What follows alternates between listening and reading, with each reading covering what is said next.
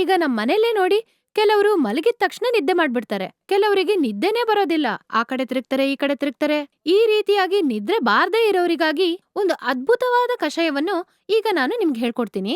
ಅದೇ ಅಶ್ವಗಂಧ ಹಾಲು. ಈ ಹಾಲನ್ನ ನೀವು ಪ್ರತಿದಿನ ಮಲ್ಗೋಕ್ಕಿಂತ ಮುಂಚೆ ಕುಡ್ದು ಮಲ್ಕೊಂಡ್ರೆ ಅಷ್ಟು ಚೆನ್ನಾಗಿ ನಿದ್ರೆ ಬರುತ್ತೆ. ಇದಕ್ಕೆ ಬೇಕಾದ ಪದಾರ್ಥಗಳು: 1 ಗ್ಲಾಸ್ ಹಾಲು, ತುಳಸಿ ಎಲೆ 10, 1 ಚಮಚದಷ್ಟು ಅಶ್ವಗಂಧ ಚೂರ್ಣ ತಗೊಳ್ಳಿ, ಲವಂಗ 2 ತಗೊಳ್ಳಿ.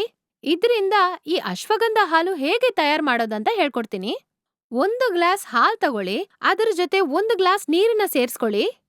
ಆ ಹಾಲಿನಲ್ಲಿ 10 ತುಳಸಿ ಎಲೆಗಳು ಹಾಕೊಳ್ಳಿ, 1 ಚಮಚ ಅಶ್ವಗಂಧ ಪುಡಿ, 2 ಲವಂಗನ ಹಾಕೊಂಡು ಈ 2 ಗ್ಲಾಸ್ ಹಾಲಿದ್ಯಲ್ಲ, ಇದು 1 ಗ್ಲಾಸ್ ಆಗೋ ತನಕ ಚೆನ್ನಾಗಿ ಸುಂಡ್ಬೇಕು.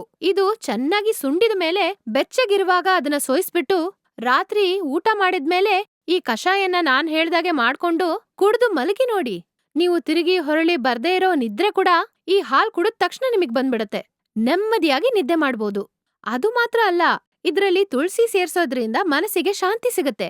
ಅಶ್ವಗಂಧ ನಿಮ್ಮ ಮಾನಸಿಕ ಒತ್ತಡವನ್ನ ಕಡಿಮೆ ಮಾಡುತ್ತೆ ಮತ್ತು ಚಿಂತೆಯಿಂದ ಬಿಡುಗಡೆ ಮಾಡುತ್ತೆ. ಅದೇ ರೀತಿ ಲವಂಗ ಸೇರ್ಸೋದ್ರಿಂದ ನರಗಳ ಸಮಸ್ಯೆಗಳನ್ನು ಗುಣಪಡಿಸುತ್ತದೆ. ತುಳಸಿ, ಅಶ್ವಗಂಧ, ಲವಂಗ ಈ ಪದಾರ್ಥಗಳಿಗೆ ನಿದ್ರಾಹೀನತೆಗೆ ಏನ್ ಕಾರಣವೋ ಅದನ್ನ ಸರಿ ಮಾಡುವ ಶಕ್ತಿ ಇರೋದ್ರಿಂದ ಚೆನ್ನಾಗ್ ನಿದ್ರೆ ಬರುತ್ತೆ.